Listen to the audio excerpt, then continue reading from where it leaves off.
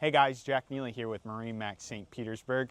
I am standing in front of one of the coolest Boston whalers we have to offer. And man, is this boat sweet. This boat specifically is the Boston Whaler 17 Montauk.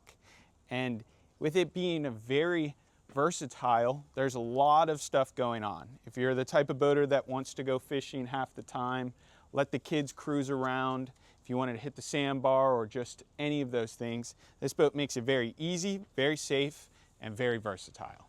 Come and step aboard and I'll show you what she's like.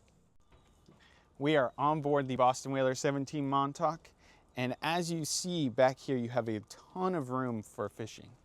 You got a ton of room for walking around if you guys are out at the sandbar, but a couple of the key features I want to point out is this helm seat is very versatile.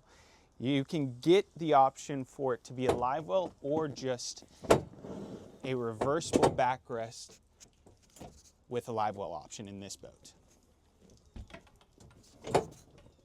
Up at the helm, we've got an easy, simplistic dash. You've got an easy to read binnacle, your Simrad, of course your throttle, and an upgrade JL audio system.